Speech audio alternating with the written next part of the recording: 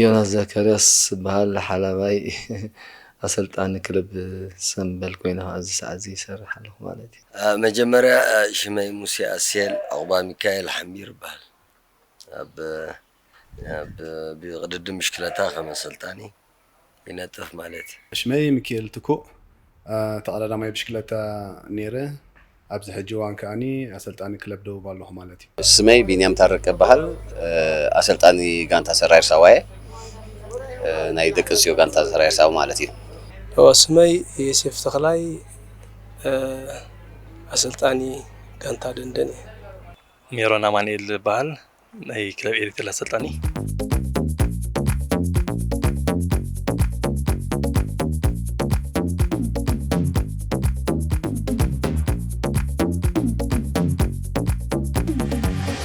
ሽመይ ናትናኤል ተስፋጽዮን ይበሃል ምስ ክለብ ድሮን ሆፐር ጋንታ ይጫወት ኣብ ኢጣልያ ኸ ይነብር ማለት እዩ። ሽመይ ሄኖክ ብርሃን ተቀዳዳማይ ክለብ ባርዲያን ፋይዛነ ሙሉእ ሽመይ ቅሳነት ወልደ ሚካኤል ተጫዋቲት ጋንታ ሰራይር ሳዋ ሽመይ ሜሮን ተሾመ ይበሃል ሽመይ ዳናይት ፍጹም ይበሃል ሽመይ ኣድያም ዳዊት ይበሃል ስመይ መትከል ኢዮብ ይበሃል ተቀዳዳማይ ክለብ ቲኤስጂ ማሌዥያ ማለት እዩ። ኣነ ተቀዳዳማይ ሚካኤል ሃፍቶም ጎሚስታ ኣብ ክለብ ሰንበል ኮይኑ ዝወዳደር ኣለኹ። መጀመርታ ሃገር ዓንደ ማርያም በሃል ክለብ ኤሪትሪያ ሙሉእ ስመይ ናትናኤል ብርሃነ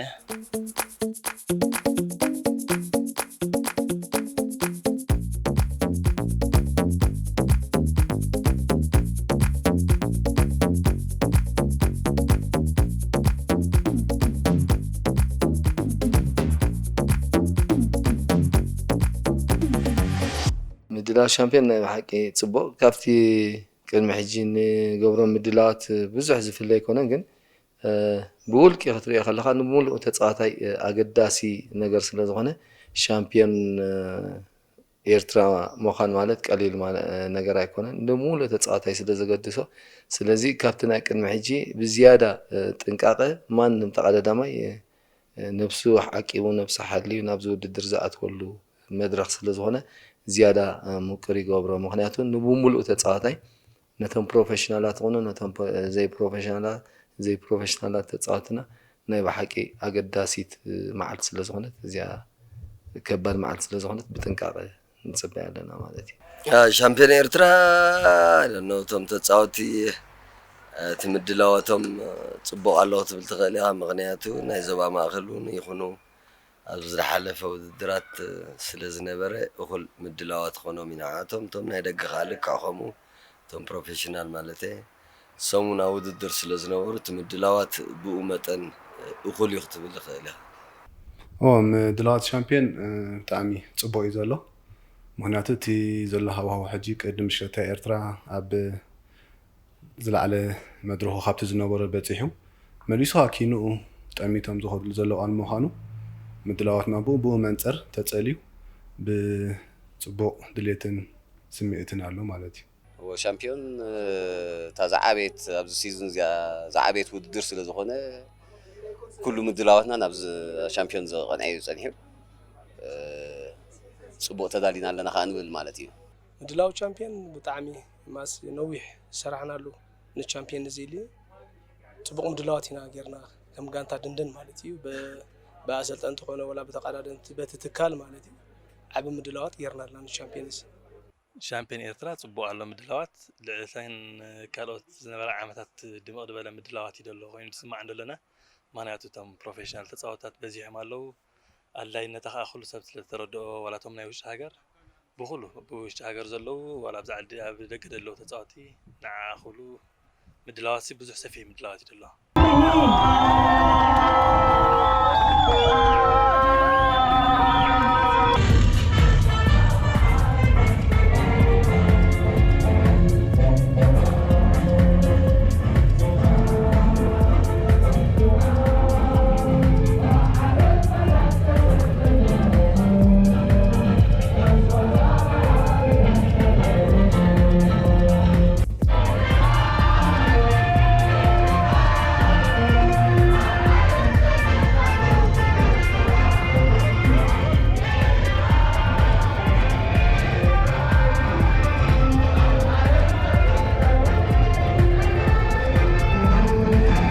ብኤርትራ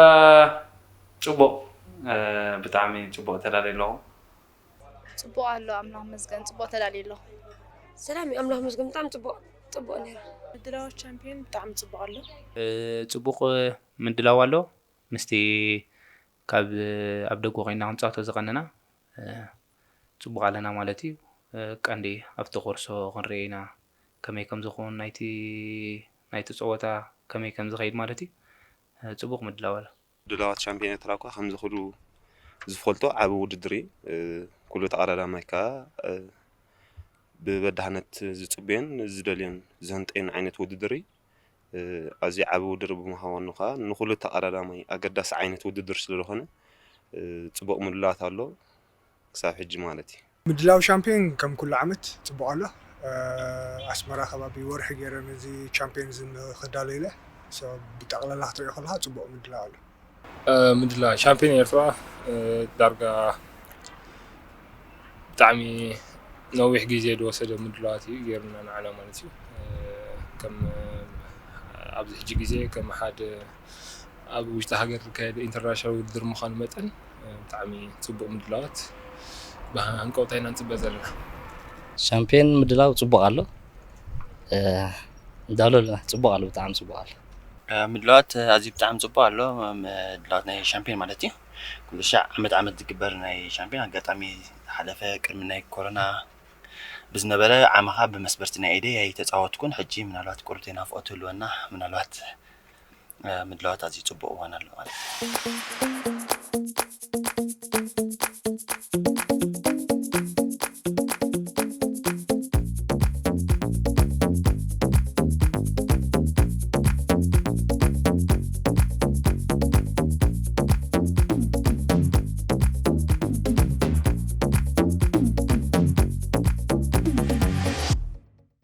ሻምፒዮን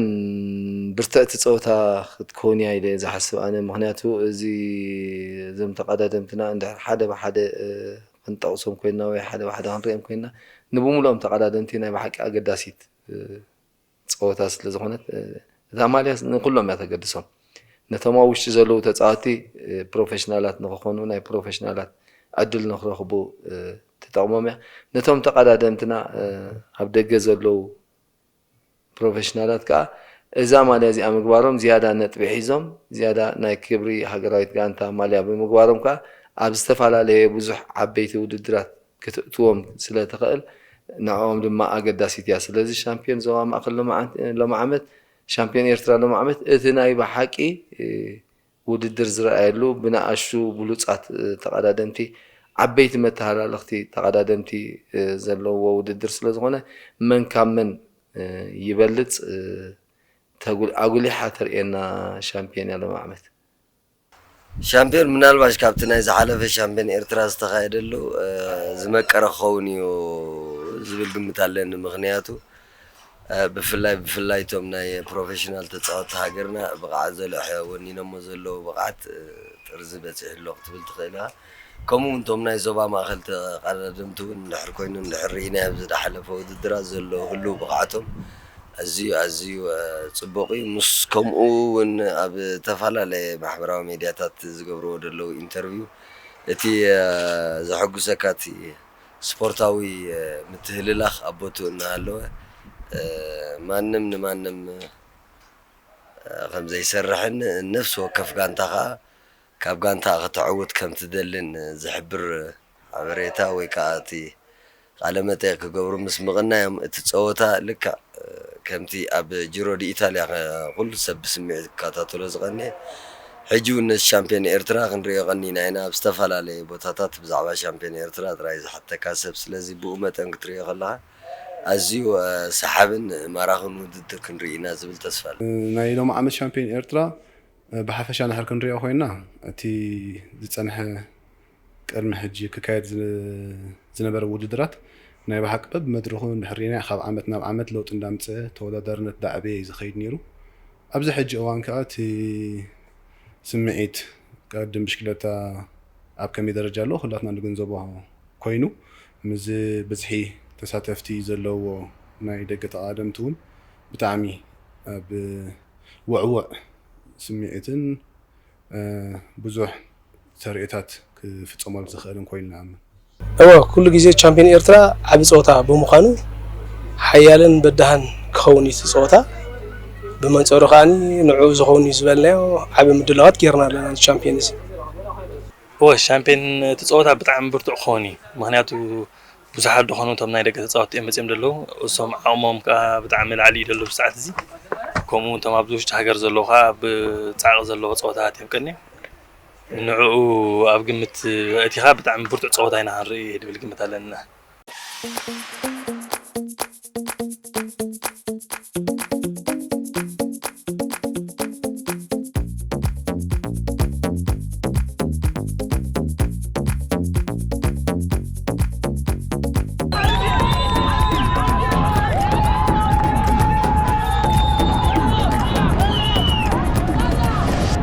ሻምፒዮን ኤርትራ ከም ንፈልጦ ናይ ሓደ መዓልቲ ውድድር እዩ እቲ ናይ ክሮኖሜትር ክልተ ዓመት ንፈልጦ ምስ ግዜ ኢኻ ትቃደም ማለት እዩ ኣብቲ ናይ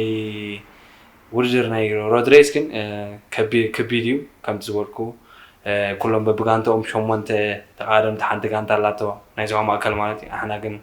በብውልቅና ብምዃንና ነቲ ፀወታ መን ይኽእልሶ ክንሪአና ማለት እዩ ክብድ በለ ፀወታ ክኸውን እዩ ናይ ሓደ መዓልቲ ፀወታ ብምዃኑ ማለት እዩ ሻምፒዮን በዳሂ ብርቱዕ ክኸውን ይብል ምክንያቱ ኩለን ጋንታታት ንፉዓት እየን ምክንያቱስ በተዓሚስ በቃ በዳሂ ኢለ ድሓስቦ ምድላው ሻምፒዮን ፅቡቅ ፅፉፍ ኣሎ ናይ ሎም ዓመት ፍልይ ድበለ እዩ ቀዳይ ነገር ንከተማ መፂና ወላት ናይ ክሮኖ ገለመለገለ ናብዚ ከተማ ኣቲና ማለት እዩ ካልኣይ ኪሎ ሜትር እውን ተወሲኹ እዩ ቁርብ ብርትዕ ማስ ፍልይነት ኣለዎ ከም ናይ ቅድሚ ሕጂ ቁርብ ብርትዕ ትብል እያ ከምኡ ይረአየኒ ቻምፒዮን ጽቡቅ ፀወታ ይኸውን በዳሂ ይኸውን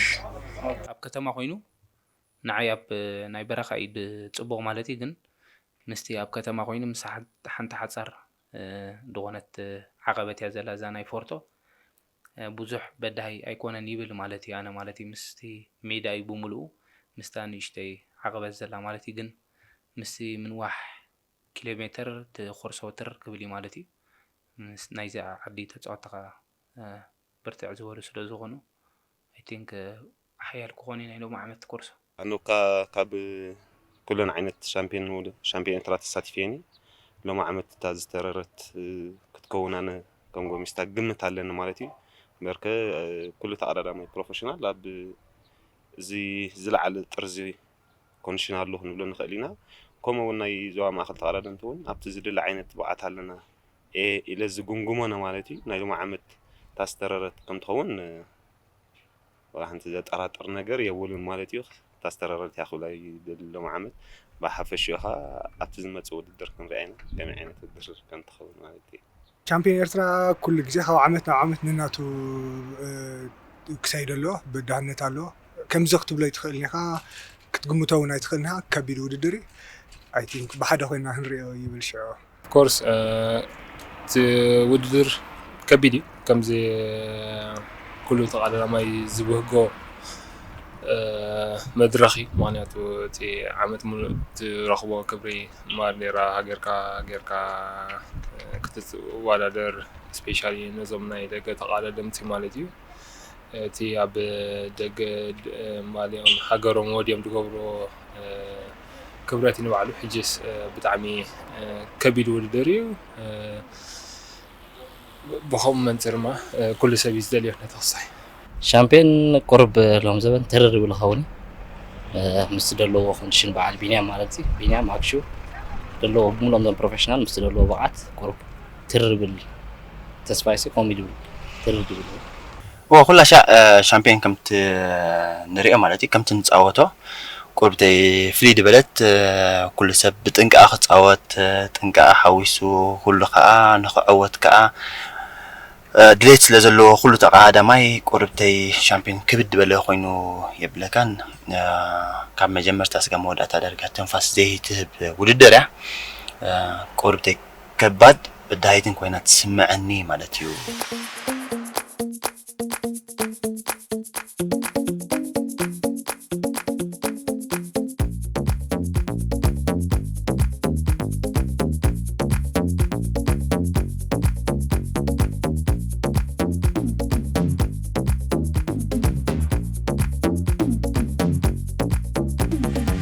መወዳደሪ ቦታ ብጣዕሚ በዳሂ እዩ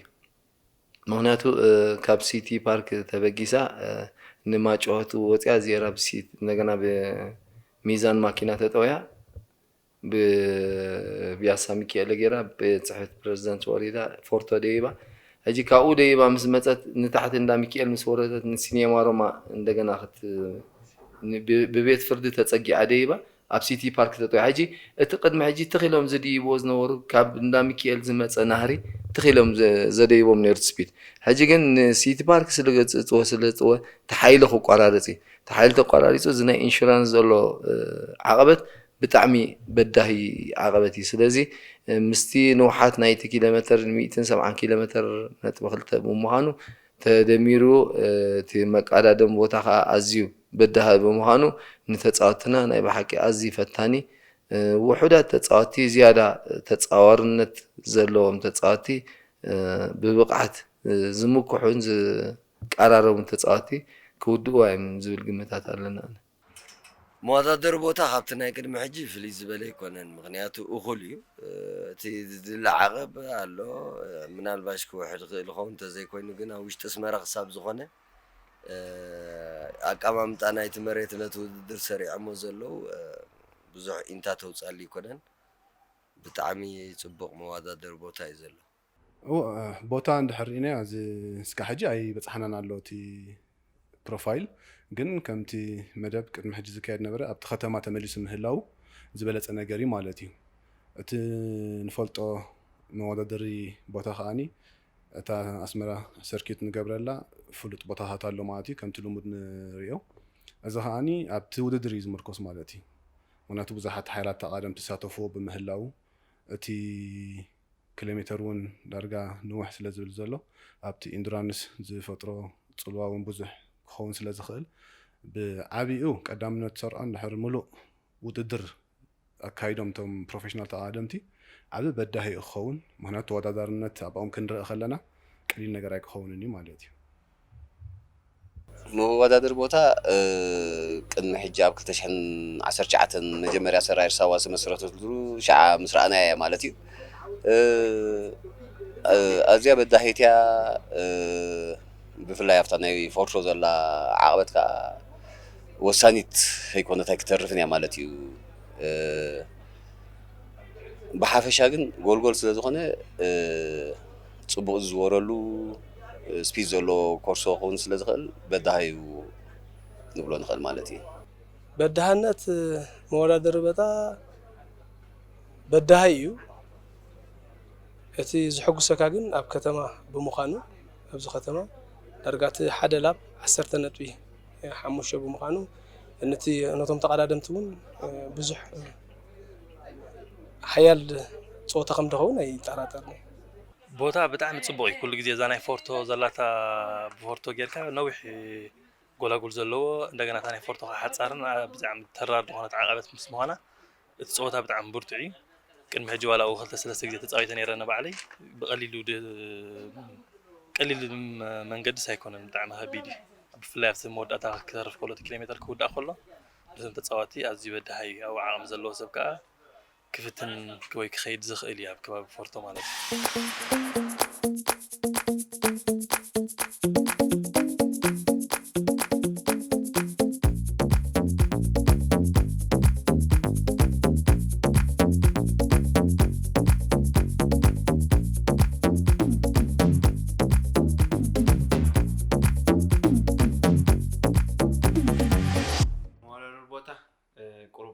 በዳሂ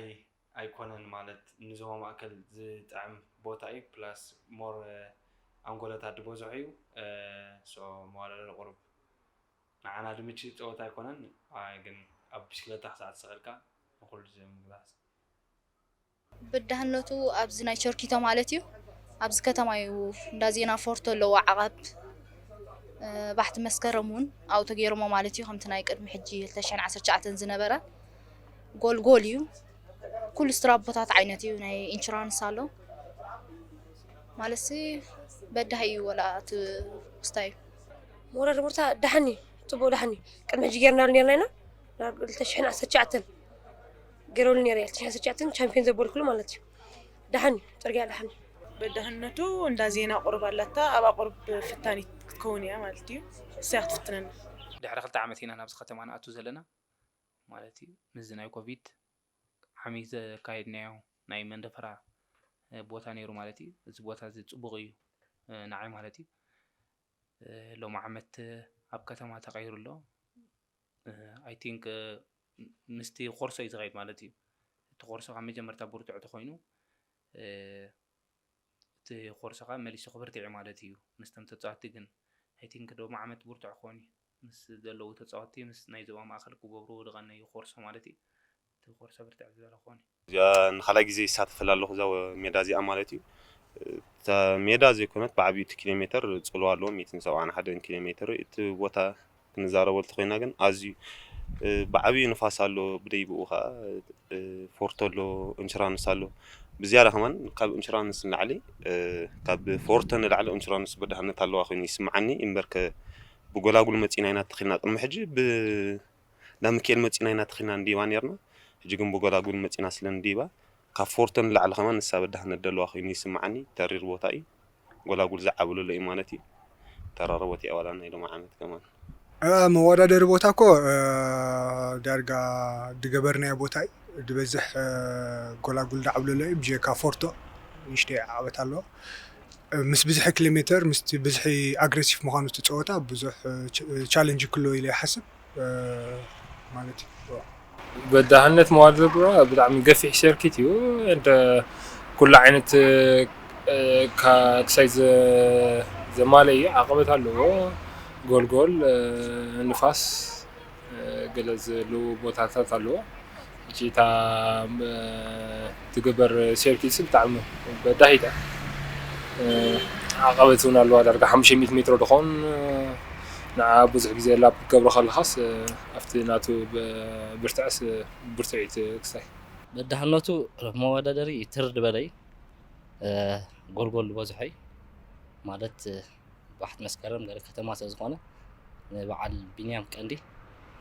ንዑ ቀንዲ እቲ ቦታስ ንዑ መቻ ኮይኑ ይስማዓኒ ንዓና ቁርብ ኣብቲ ታፋ ፎርቶ ጥራይ ደላ ታ ፎርቶ ጥራይ ካብ ብዙሕ ትውስን ኣይኮነት ሓፃርያ ቁርብ ናብ ነዞም ፕሮፌሽናል ሲ ምስቲ ኪሎ ሜትር ንዖም ቁርብ ንዖም ሲ ናብኦም እያ ትብል ኣነ ቁርብ ዋ ቁርብተይ ክብድ ክብል ይኽእል እዩ ምስ ናይ ፎርቶ ከምኡ ናይ ኢንሹራንስ ዓቐበት እዚኣ ቦታ ቁርብተይ ኣብ 2-3 ዓመት ተደጋጋሚ ተፃዊትና ኣለና ቁርብተይ በዳሂት እያ ቁርብተይ ኪሎ ሜትር ንውሕ ድበለ 170 ናብ 180 ገፁ ከኣቱ እዩ ከምኡ ከዓ በዳሂት ውድድር ክትኾን ኢላ ይግምታ ማለት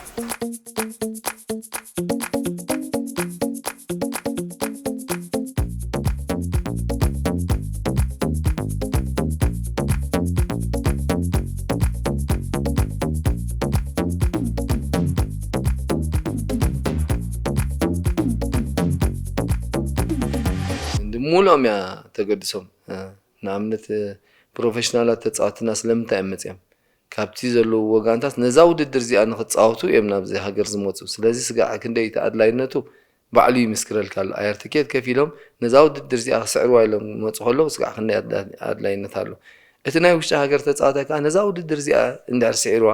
ከምዛ ዓመዳዊት የማነ ዝረኸቦ ዕድል ክረኪብ እቶም ትሕቲ 23 ዓመት ዘለዉ ተፃወትና ነዛ ውድድር እዚኣ ተስዒሮማ ናይ UCI ዕድል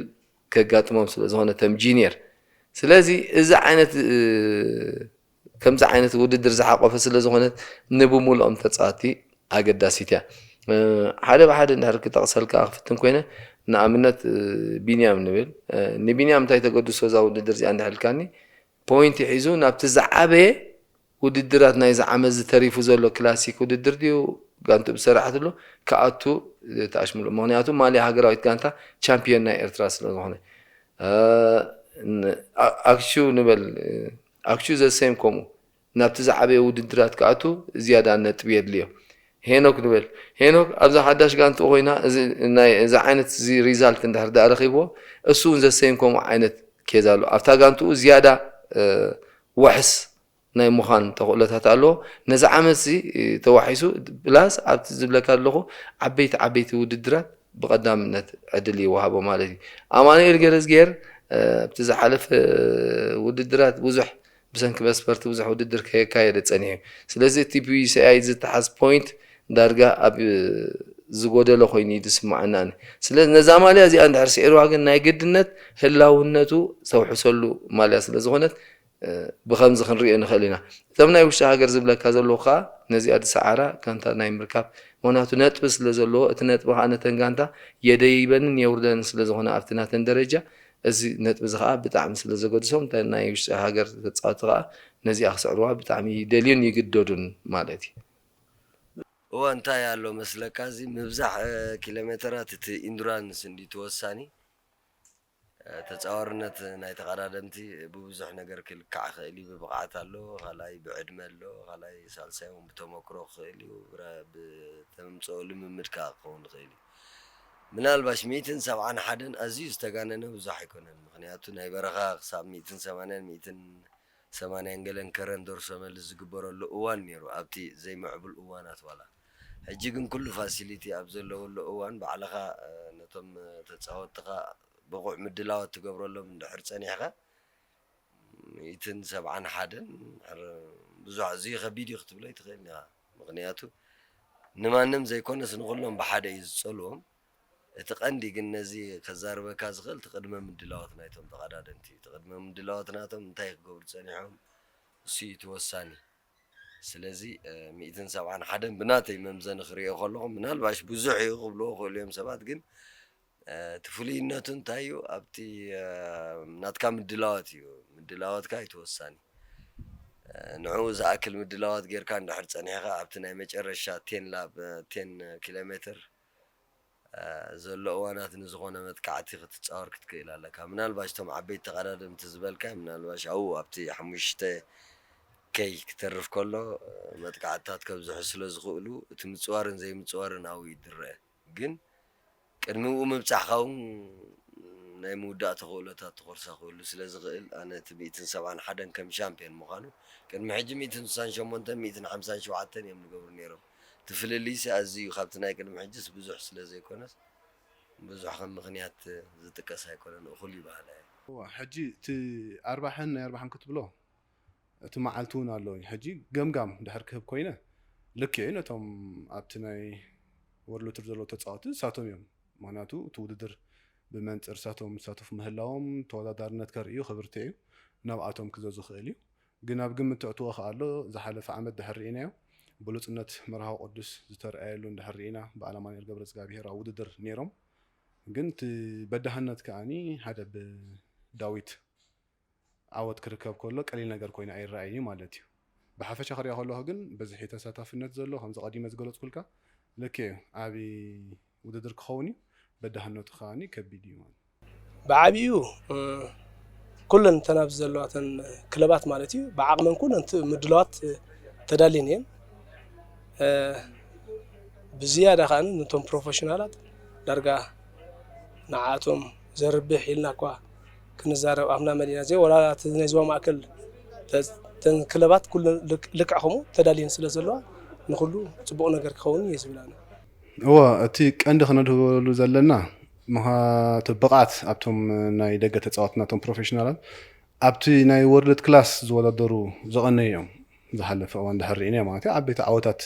ዝተጎናፀፉ እዮም ብመንፅሩ ኣብቲ ናይ ውሽጢ ሃገር እንድሕር ርኢና ቁሩብ ብዋሕዲ ፀወታ ድዩ ወይ ካሊእ ብዙሕ ብቕዓት ዝድልው ዝነበሮም እዋን እውን ዝኸሰርናያ ስለ ዘሎ ብዙሕ ኣብቲ ናይ ውሽጢ ሃገር ትፅበዮ ነገር ኣሎ ግን ምስቲ ናይ ደገ ተፃወቲ እንድሕር ርኢኻዮም ብዙሕ ጋግ ዘሎ ኮይኑ ይስማዓኒ ምክንያቱ ብኣቐዲመ ነገረካ ብመንፅር እቲ ዝካየድ ውድድር እዩ ምክንያቱ እቲ ዘሎ ብቕዓት ናይ ውሽጢ ተቃደምትን ናይ ደገን ከተመዛዝኑ ኣይትኽእልን ኢኻ ብብዙሕ መለክዒታቱ ማለት እዩ እቶም ናይ ደገ ተቃደምቲ ብጣዕሚ ሓይላት ተቃደምቲ እዮም ኣብቲ ሓደ እዋን እውን ርኢናዮም ዞባ ማእከል ኣብ ዝዳለወ ውድድራት በዓል ቢንያም ሄኖክ ተሳቲፎም ነይሮም ንባዕሉ ዳንኤል እውን ነይሩ ብሉፅ ፀወታ ዝረኣየሉ ሕጂ ሳት ክትርኢ ከለካ እንታይ እዩ እቲ ናይ ደገ ተፃወቲ ብቕዓቶም ስጋብ ክንደይ ምዃኑ ፍልሊ ምስቲ ጋግ ናይ ውሽጢ ሃገር ይረኣየካ እቲ ዘይከሓድ ነገር ማለት እዩ ግን እቲ ናይ እዚ ክብል ከለኹ ናይ ውሽጢ ሃገር ተቃደምቲ ቀለልቲ ይኮንኩን ዝብል ዘለኹ ኣብ በዳህነት ስለ ዝሓተትካኒ ማለት እዩ እሱ ግን ልክዕ እቶም ናይ ደገ ተቃደምቲ ብጣዕሚ በዳህቲ እዮም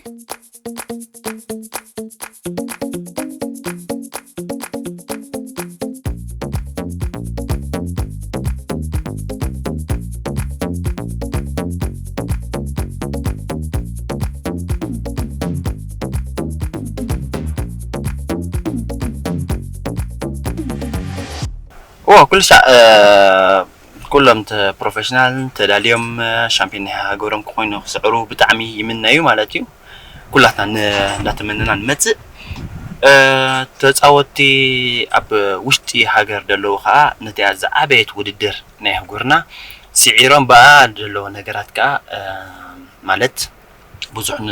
دخفتلهم بايتاتات بزح كا مورالوي نغر دصعرل نغرات زعبي وددر كان قم كانوا خانتيم لوكالنا اشو تقادم تقا قربتي توددر بده تبلهم እዚ ውድድር ብዛዕነቶም ፕሮፌሽናል ንዖም ብጣዕሚ ጽቡቕ እዩ ንሕናትና ዝሓለፈ እዛ ዳማርያም ዝገበርና 150 ነይራ ዝሓለፈ ናይ ዙር ካኒ እቲ ዘዋሪት ካኒ 140 ገለ ነይሩ ሕጂ ብናትና ዝሓወስናሉ ናይ ጋንታ ትሬን ገለ ተዘይኮይኑ እዚ ናይ ፌደሬሽን ቁሩብ ሕፅር በለንዲ ነይሩ ሕጂ ንሶም ግን ኣብ 200 ገለ ስለዝቐነዩ ንዖም ቁሩብ ናብኦምሲ እቲ ኪሎ ሜትር ንሶም ለሚሎም እዮም ንዓና ቁሩብ ብድሓን ናኸውኒ ግን ድሓኒ እቲ ኣስመራ ብምዃኑ እቲ ቦታ ስለንፈልጦ ኸዓ ድሓኒ ይብል ኮርስ እቲ ነቶም ነዊሕ ኪሎ ሜትራት ዝገበሩ ኣብ ውድድር ዝፀንሑ ተቓለልቲ እዩ ድርብሕ እቶም ኣብ ሎካል ሬስ ፀንሑ ኸማን ቀሊል ውድድራት ክገብሩ ኣይኮነን ክገብሩ ቀኒዮም ውድድራት ዳርጋ ኩሉ ሰብ ኣብ ውድድር ይፀኒሑ ንዖምን ከርብሖም ይኽእል እዩ ጀስት ናይ ኣብቲ ውሽጢ ኣቲኻ ዝረአዩ ካብቲኦም ተፃወቲ ዝገብሮ ኣብቲ መዓልቲ ማለት እዩ ዝገብሮ ኣክቲቪቲ ልክዕ እዚኣ ብደይ ምሕሳብ ሓቂ ዘረባ ነዞም ፕሮፌሽናል ዝለዓለ ኢድ ኣለዎም ንሕና 130 140 ሕጂ ኣብ ከባቢና ማርያም እዚ በረኻታት ክንገብሮ ደቐነና 140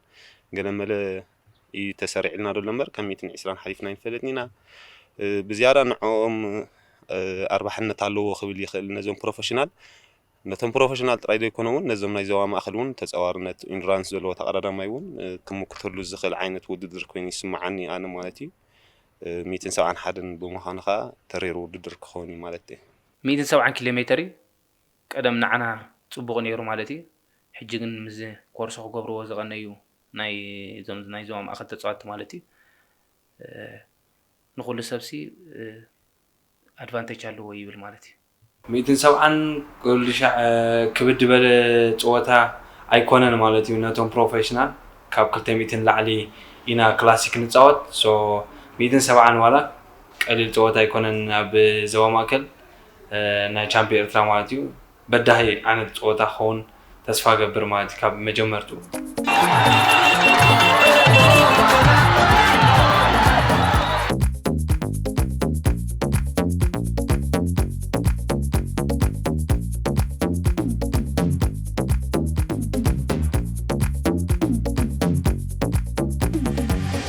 زيادة نتز تقرب تتصاتي صبوي لعلو كله خا بربح متخا نتم بروفيشنالات تتصاتي زربح معناته زم بروفيشنالات تتصاتي اب ماغاغبا اب سررع اب تخكايدو تصنحو وددرات مركز غيرو تبقعت بو متن سلازخيد زيادة نعم يربح كاب كل خاتي ساتم زيتقوملو نيتريشن كا بطعمي حدا اقداسي باتا سلازخونه كالوت تتصاوتنا نزي عينت كم زي أماغاغبا أما أخل صوتا بقليلو خرخبو سلازي كولو زي أمتا تصاوت زياتهم زيادة معهم أربحي إلي حسب جن كاوم زي سنفو أزيم كل جزي خمتن رئي مالتي زي مريس زحازة وي أم مريس زلو نقر سلازوهنا كاقانن قلد اللي يكونكن زموت بروفيشنال تتصاوتي كل جزي بزنا زموش عادي تتصاوتي تبديهم إنا نرئي ولا يسعرون تتصاوتا جن بدهتم هانم زمنا وش عاد تتصاوت خاني نريئنا مالتي نعمت عمي هي ومسكر ينايداوي هذا جزء أمان يرجع صغير سعر وانيرو سلازي أوش عاد خلوا مالتي سلازي كم عينت تقدادم سلازلونا درجة معرخ خلق اليوم أجن نوحات 90 كيلومتر أو قمة اتخاذها زيادة خمس زبل كائن تم بروفيشنالات قرب قمة كتبهم تقال مالتي وتم خاب دقة مسئم زلو تتصاوتي نحرينا مالت عزيز تقانا نغزري كونن قد محجي ساعة خندي ساتو فريرو مع الفرغالسي مع ميرون أبزنا برلوان بعلاتشي وزحاتهم ساتو فريرو ሕጂ ግን ምስቲ ዘሎ ህሉ ሃዋህው እቲ ደረጃታት ናይቶም ፕሮፌሽናላትና ከዓ ኣብቲ ዝለዓለ ተጠመቲ ኮይኖም ስለ ዘለዉ ኣብ ወርልድ ቱራት ምናልባሽ ንዑ ከመቅሮ ክእል ትብል ትኽእል ብዛዕ ግን ናይ ዞባ ማእኸል እውን ኣዝዮም ሓያላት ተፃወቱ ኣለዉ ኩለን ጋንታታት ሒዘንኦም ዘለዋ ተፃወቲ ብቑዓት እዮም ነዚ ውድድር እዚ ዝኾኑ እዮም ከምዚ ከርእዩና ዝቐነዩ ማለት እዮም ስለዚ ምናልባሽ እቲ ውድድር ኣዝዩ ምቁር ክኸውን እዩ ኣብቲ ኣሰላልፋ ናይተን ጋንታታት እዩ ወሳኒ ጋንታታት ብኸመይ መንገዲ ሒዘንኦ ኣለዋ ነቲ ውድድር እቶም ፕሮፌሽናል ከኢንዲቪድዋል ነናይ ነብሶም ድዮም ክፃወቱ ወይ ብጋንታ ድዮም ክፃወቱ ምናልባሽ ፅልኡ ብጋንታ ተተፃዊቶም ቶም ፕሮፌሽናል ነንሕድሕዶም ሓደ ግሩፕ ፈጢሮም ምናልባሽ ዋላ ነተን ናይ ዞባ ማእኸል ጋንታታት በዳሂ ክኸውን ይኽእል እዩ እንተዘይኮይኑ በብግሎም እንድሕር ኮይኑ ግን ንዞባ ማእኸል ተቐዳደምቲ ቁሩብ ፍኹስ ክብለሎም ይኽእል ይብላኒ ኣብ ውድድር ደቂ ኣንስትዮ እንድሕር ሪእናዮ ልክዕ እዩ ዋሕዲ ትሬኒንግ ምስቲ ዋሕዲ ተወዳደርቲ ደቂ ኣንስትዮ ሃገሩ እንድሕር ሪእናዮ ብዙሕ ኣድማዕቲ ይኮናን ኣለና ስጋ ሕጂ ሕጂ እቲ ሃገራዊ ፌደሬሽኑ ብዙሕ እዋን ብዝተፈላለየ መልክዓት ትፅዕር ኣሎ ዝዓብየሉ መገዲ ግን በተን ዘለዋ ዝተውሃበ ውህብቶ ዘለና ተን ክለባት እውን ብዓቕመን ተቐዳደምቲ ሒዘን ዝሰርሓ ኣለዋ ሕጂ እቲ ዘሎ ተወዳዳርነቱን ክዓቢ እንድሕር ኮይኑ ብዙሕነት ክህልዎ እንድሕር ኮይኑ ትውድድር ተቐዳደምቲ እውን ብኡ መንፅር ከበዝሓ እንድሕር ኮይነን ጋንታታት ክበዝሓ ኣለዎን እዚታት ምስ ዝኸውን ክትዛረበሉ ወይ ከዓ ብዙሕ ነገር ኢልካ ተሓስብ ኢኻ ማለት እዩ በቲ ዘሎ ናይ ሕጂ ህሉ ክንዛረብ እንድሕር ኮይንና ግን ልክዕ እዩ እተን ዘለዋ ተወዳደርቲ ኮይነን ክወፃ ብዙሕ ፃዕሪ ክሓተኒ እቲ ውድድሩ ምስ ዋሕደን እንድሕር ሪኢኻ እቲ ዝስራዕ ዲስታንስ ክብድሆ እንድሕር ኮይነን ንዓን በዳኺ ክኸውን እዩ ማለት እዩ ብርፅወታ ኣርኤን እንድሕር ክወፃ ክኢለን ከዓኒ ነቲ ብሽክለታ ዘለዎ ኣርእስቲ ከዕብዮ ክእል እዩ ሰዓብቲ እውን ማለት ደድሕሪ እዩ ዝመፅእ ወለዶ ኣሎ ኣብ ደቂ ኣንስትዮ ምስቲ ዋሕዲ ዘለና ስሒ ስለ ዘሎ ንዑ እውን ልክዕ እዩ ብዙሕ ፅልዋታት ሓዲርካ ንምውፃእ ስለ ዝኾነ ናተን ተራ ኣገዳሲ ይብል ኣነ ብሓፈሻ ኸ ናይቶም ጋንታታት ማለት እዩ እወ ከም ኩለን ጋንታታት ክንዕወት ኢልና ኢና ንኣቱ ዘለና ዓወቱን ከም ልጠና ይብሉን ባህልቲ ኢና ዘለና መዓልቲ ከመይ ከውን ዝውዕልና ግን ሽዑ ክንሪኦ ኢና ፕሮፌሽናል ብምብዝሖም ነቶም ፕሮፌሽናል ነቲ ናይ ዞባ ማእከል ብጣዕሚ ሓያል ክገብሩ እዩ ልዕሊ 15 ፕሮፌሽናላት ተመዝጊቦም ኣለዉ እዚ ናይ ሕጂ ቻምፒዮን ኤርትራ ተዳልዩ ዘሎ ዓብ ትፅቢት ይኻ ዘለና ማለት እዩ ዋላ እቲ ናይ ዞባ ማእከል ተፃዋታይ ኩሉ ከም ስርዓት ልክዕ ከምቲ እቶም ፕሮፌሽናላት ንሳቶም ናይ ዞባ ማእከል ተፃዋታይ እውን ልክዕ ከምናቶም ምድላዋት ገይሩ እዩ هو 170 كيلومتر ندلو نايتم إليت عبيدي 170 أزي نويح يكونن حتصير كأيكونن مالتي درجة أفريج نتوم نيزوا ما خلت تصاوت توالا كبود هو خل ينبليس أجم نتوم نايدقة تصاوت خا بمتنو ما خل ترفين خلهم إيه قبل دخل أنا كرة كلتم إيتك تدخون نيرين كلتم إيتنا 10 كلتم إيت تدخون وتوم نايدقة مروح حول نيرم زيادة توم نايوش عدها أرتي كنوع مخل مالتي ما نتوم عينة كورسات أبزعدلي أوش تهجر سلزي كبر مالتي بحفشاكين نوعية كيلومتر 170 قليل أيكونن صبوت صوتا إخوان هو تيصلوا بتعمي سفيعي معناته كلهم بقلقلة بعلال ترخوميها أبتفعلي بترين حنس أي رخومي ولا بزي عبرت تجزيهم من رخومي تمنا يدك تصاتي كلهم يوم تجدي سوم لا زلوا تصوتها مالتي سلازيتي كلهم يوم على سوا تمنا وش تهجرون كوم مالتي عابي مدلواتهم كرم دلو تتصلوا حجي كلهم بحفشاس تصوتها عابي إخوان كم زي هل خزلوا صوتها عندنا صوتها هنا هنري دبل بالنتي فوزو ولا أخلوا معنا الفضلي عبد صوتها هم هانو كل سبت بفلاي ترى تايد بالكوينس بالميديا بقول نقدر ترى سفيحس عبد صوتها إخوان كان حلا خبز عبي خبز حلف التجارب صوتها سلك أهم شامبيون أفريقيا خبز عد تخيل خم نبرة 10 تحدى درجة مسؤول ما عسل كوينس معك كم تخلد اللي هات نتم تتصوت تريها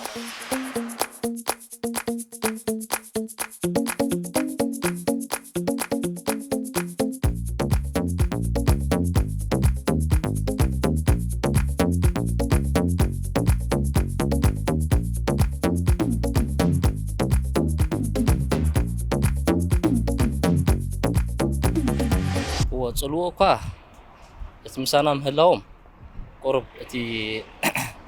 ምሳና ስለዘይቀንዩ ኣብ ፀወታ ቁርብ ትርርብል እዩ እቲ ናቶም እቲ ምስ ኣብቲ ዘቐነይዎ ፀወታ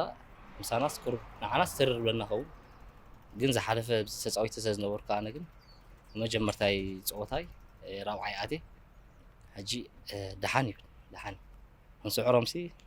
እቶም ናይ ዞባ ማእኸል ዘለና ክንስዕሮም ንኽእል ኢና ተኽእሎታት ኣሎ ዳዊት ዝሓለፈስ ዳዊት ካብ ዞባ ማእኸል ይስዕርዋ ሕጂ ብጋንታና እውን ብጋንታ ኤሪተር እውን ክንስዕራ ኢና መዲብና ዘለና ካብ ጋንታናስ ኣይናሕልፋና ንብል ከምዚ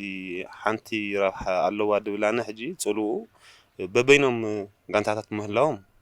ኣዝዩ ከምዚ ነቲ ናይ ዞባ ማእኸል ተቐዳዳማይ ዕድል ኣለዎ ክትብሎ ትኽእል ኢኻ ዳርጋ ብምሎም ተቐዳደምቲ በበይኖም ነንማሊኦም እዮም ክፃወቱ ንሕና እቶም ናይ ዞባ ማእኸልና ሓይሽ ብጋንታና ተወኪልና ክንፃወት እሶም በበይኖም ምዃኑስ ኣዝዩ ረብሓ ዘለዎ ኮይኑ ይስማዓኒ ነዚ ናይ ተፃወቲ ዞባ ማእኸል ማለት እየ ፅልኡነቱ ከዓ መካቲ ይኸውን ምብዛሕ እውን ፅቡቕ እዩ ማለተይ ክፍትነና እዩ ፀወታታሲ ምብዛሕ ፅቡቕ ነገር እዩ ውድዋ ናይ ጋንታና ጥፉፍ ፅቡቕ ከም ኩሉ ግዜ ድበዝሕ ግዜ እቲ ቻምፒዮን ኤርትራ ድጎድል ተቀዳዳማ የለን ዋላ ኣብቲ ፕሮፌሽናል ነዚ ውድድር እዚ ክፃወቱ ኢሉ ንመፂና ማለት እዩ ሕጂ እሱ እቲ ከቢድ ዝገብሮ ነገር እዩ ሓደ ካብቲ ክሳይ ማለት እዩ እቶም ናይ ዝዓዲ ተፃወቱ እውን ቀለልቲ ይኮኑን ኣቢልካ ይትሪኦም ንኻ ናኢስካ ትሪኦም ንኻ ብሓፈሻ ክትሪኦ ከለኻ ከም ኩሉ ዓመት ኣነ ሰሓብን ከቢድን ውድድር ንፅበየና ሌለ ይሓስብ ናይ ውሽጢ ሃገር ተቃል ቁርብ ነቶም ናይ ፕሮፌሽናል ኩሉ ግዜ ትፃወትሎም ወላ ነስለዚ ብሎት ስምዒት ስለዚ ብነበርኮ እቲ ኩሉ ተቀዳማይ ስፔሻሊ ናይ ዛዕዲ ናይ ምስቲ ነቶም ተመክሮ ኣለዎም ስለ ኢሉ ድሓስብ ኦፍኮርስ ኣለዎም ንዖም ዝርኢ እቲ ዝገብርዎ ክሳይ ጅሞር ኣብቶም ናይ ኢንተርናሽናል ተቃዳደምቲ እቲ ክሳይ ደሎ ብኡ መንፅር ድማ ንሶም እዮም ዝቐልስዎ ነቲ ውድድር ጂኣይ እቶም ናይ ክሳይ ድማ ናይ ዝዓዲ ተቃዳደምቲ ድማ ከምዚ ዓመይ ድራናዮ ዳዊት ናይ ውሽጢ ሃገር ተቃዳዳማይ ኮለይ ተዓዊትሉ ክሳይ ገይሩስ ነቲ ውድድር ሲ መዝሚዝዎ እዩ ዳርጋ ሕጂስ ከምኡ ዓይነት ስልቲ እንድሕር ተጠቂሞም እቶም ናይ ዝዓዲ ተቃዳደምቲ እውን እኹል ብቕዓት ኣለዎ ክዕወትሉ ናይ ዞባ ማእኸሉ እኳ ከምዚ ክንሪኦ ደቐንና ዘዋሪት ዋንጫ ኢና ክንገብር ቀኒና ዳርጋ ኩሉ ተቀዳዳማይ ኣብ ድሓን ኮንዲሽን ዘሎ ኮይኑ ይረአየካ ማለት እዩ እቲ ኪሎ ሜትር ይድረኸካ እዩ ሓቂ ዘረባ ዋላ ሽሕ ግዜ ኣብ ብቕዓት ይሃሉ እቲ ኪሎ ሜትር ባዕሉ ፅልዋ ኣለዎ ማለት እዩ ብሓፈሻ ንሕና በቲ ዝከኣለና እቶም ናይ ተቀዳደምቲ ዞባ ማእኸል ክንምክት ኢና ዝብል እንታይ ትበሃል ኣለኒ ማለት እዩ ኣምና ክጥራይ ይሓግዘና ጋንታ ፅቡቕ ኣላ ብፅቡቕ ልምምድ ኢና እንዳሎ ዘለና ተዛሪናሉ ኢና በቃ ክንዓወት ኢና ፕሮፌሽናል ተቃዳደምቲ ክፃወቱ ከለዉ መጀመርታ ነቲ ቲፎዞ ክርኢ ዓብይ ትፅቢት እዩ ፕላስ ናይ ዞባ ማእከል ኣብቲ ፀወታታት ፀኒሖም እዮም ፅቡቕ ፀወታታት ክገብረሎም ፀኒሑ ዞባ ማእከል ኣብ ፅቡቕ ፕሪፓሬሽን ኣለዎ ማለት እዩ ሶ ኣይ ቲንክ ፕሮፌሽናላት ምብዝሑ ዋላ ነቲ ፀወታ ምብርቱዕ እዩ እቶም ናይ ዞባ ማእከል ከዓ ሰናፋት ኣይኮኑን ሶ እቲ ፀወታ ምስቶም ናይ ፕሮፌሽናል ብዝሒ ክገጥሙ ሲ ፅቡቕ እዩ ከም ዝተባሃልናዮ ናይ ሎሚ ዓመት ብዙሓት ፕሮፌሽናል መፂና ኣለና ትቆርሶ ናይ ክብርቲ እዩ ወይ ከዓ ናይ መጉርራሕ ከርኢ ማለት እዩ ግን ኩሉ ሰብ ደልይዋ ስለ ዘለታ ማልያ ትብርትዕ ኮይኑ ስማዓኒ ኣሎ እዞም ናይ ዞባ ማእኸል ከዓ ከም ንፈልጦም ሓያላት ተፃወቲ እዮም እቲ ኪሎ ሜትር እዩ ቅድሚ ሕጂ ድነውሖም ነይሩ ማለት እዩ ሕጂ ግን ምዚ ዝገብርዎ ድቐነዩ ቆርሶታት ወላ ሓንቲ ክኾኑ ይክእሉን እዮም ከም ንፈልጦም ብርቱዓት እዮም ካባና ደፍል የብሎምን ማለት እዩ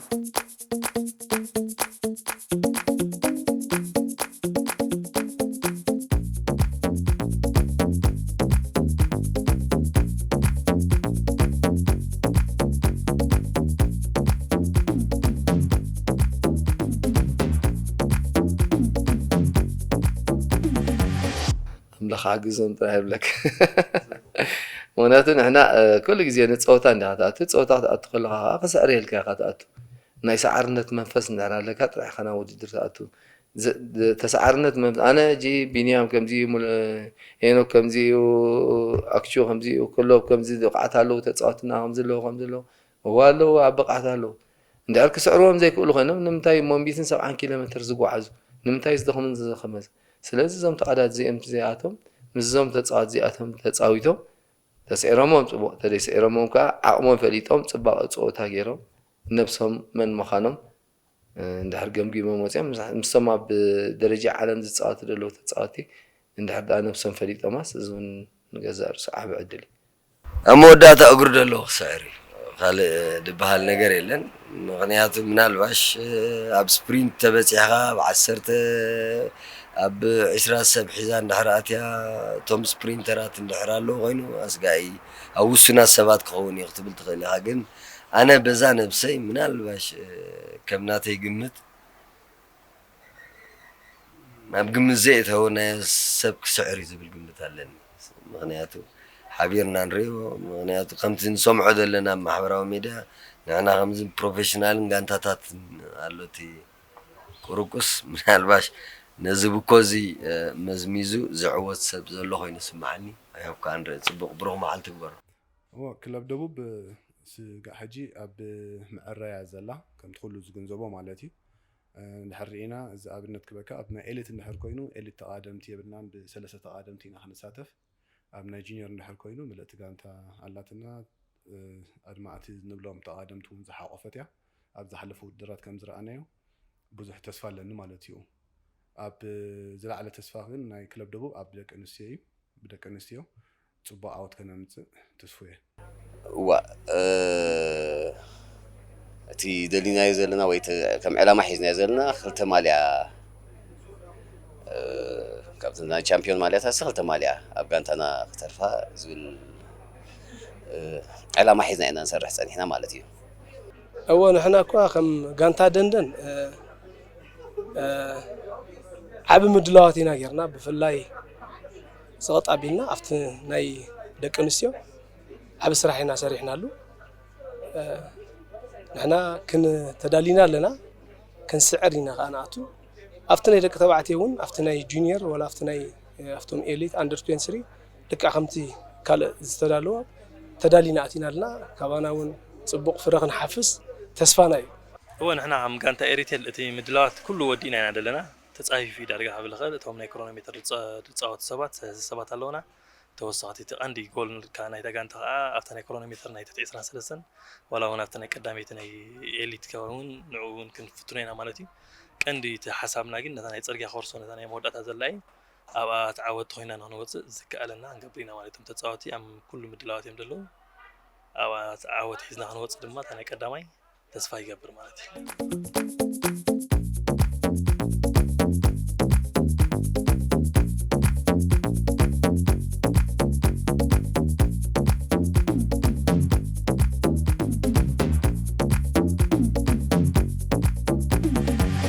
ቻምፒዮን ኤርትራ ከምቲ ዝበልካ ሓንቲ መዓልቲ እያ ከምቲ ኩሉ ሰብ ዝፅበዮ ማለት እዩ ክዕወት እየ መፅረ ኣለኹ ኣብ ክልቲኡ ንክዕወት እየ መፅረ ኣለኹ ኣምላኽ ግዘኒ ከዓ ናይ መዓልቲ እዩ ኮርሶ ክንርኢ ኢና ማለት እዩ ካባይ ብሩህ መዓልቲ ጥራይ ይግበረልና እምበር ብለይ ገለ መለ ዓወት ናይ ቀዳሚት ዓወት ብዙሕ እኮ ስትረስ ድገብረሉ ምክንያት የብለይን ማለት እዩ እቲ በዓል መዓልቲ ክዕወተላ እታ ማልያ ክገብራ ደስ ብለኒ ግን እንድሕር ኣይናይተን ኢተይልዋታ ፈጣሪ ማለት እዩ ወላ ንካልእ ሰብ ተወሲድዋ እንታይ ካብ ሃገር ስለ ዝኾነሲ ኣይፀልኦን እየ ማለት እዩ ኣነ ከም ጎሚስታ ነፍሰይ ወኪለ ክዛረብ ተኮይነ ኣዝያ ከቢድ ትሬን ንገብር ኣለዉ ቁሩብ ኣብ ሕማም ቀኒ ኣብ ከባቢና ማርያም ኣይተሳተፍኩን ማለት እዩ ሕጂ ኣብ ንቡር ጥዕና ይትመይሰ ኣብ ብርትዕ ዝበለ ትሬን እየ ዘለኹ እታ መዓልቲ ናይ ሓንቲ መዓልቲ ጉዳይ እያ ወላ ሓንቲ ተማጥእ ነገር የብላን ፅቡቅ ይሰማዓኒ ኣብቲ ሽዑ መዓልቲ ከምዚ ደለኹ እውን ኣብቲ መዓልቲ ካ ፅቡቅ ተሰሚዒኒ ገለ ነገር ገይረ ንክወፅእ ካ ኣምላኽን ማርያምን ኣብ ጎነይ ይኹኑ ማለት እዩ በዓል መዓልቲ ክገብረና ካ ኣይሆፕ ኣምላኽ ኣብ ጎነይ ይኹን ተኣክል ምድላው ገይረ ኣለኹ ድበዝሕ ዓመት ናይ ካልኣይ ናይ ሳልሳይ ተሸሊመ ኣለኹ ሎሚ ዓመት ንቐዳማይ ክሽለም ኢለ እየ ክኣቱ ኩሉ ዝከኣለኒ ክገብር እየ ፀወታ ክስዕሮ ማለት እዩ ሓቂ ዘረባ ሕጂ ኣብቲ ናብ ንቡር ብቕዓተይ ኣብ መፀሉ ዘለኹ ግዜ ክሳይ እዩ ደሎቲ ዝግበረሉ እቲ ውድድር ፅቡቅ ሪዛልት ከምፅእ ዝብል ክሳይ ኣለኒ ሓሳብ ዝኾነ ውድድር ኣድራ ክኾኑ ብሰይ ስላሓኒ የመሓይሽ ኣሎ ምስቲ ዝነበረ ዕረፍቲ ገለ ርአ ሕጂ ድማ ካብቲ ዝነበረ ተመሓይሸ ቁሩብ ምስ ኣገዳሲ ውድድር ምዃኑ ድማ ሞር ንኸሳብ ኢለ ክፃወት እየ I hope ፅቡቅ ሪዛልት ክረክብ ሃዋይ ዓወት እዮም ክትፅበዩ ዝሓለፈ ቻምፒዮን ኤርትራ ድሓኒ ኣንደር 26 2 ዓመት ናይ ሳልሳይ ተሸሊም ኣለኹ ሕጂ እውን ናይ መወዳእታ እያ ኣንደር 26 ክሳዕራ ዝብል ዳኣቱ ኣለኹ ናይ ከተማ ይፃወት ሮድ ናይ ክሮኖሜትር ክንደይ ኣይገብርኒ እዛ ናይ ከተማ ግን ሙሉእ ሙሉእ ተዳልየላ ኣለኹ ክሳዕራ እውን ተስፋ ገብር ኣምላኽ ጥራይ ተስፋ ገብር ክዕወት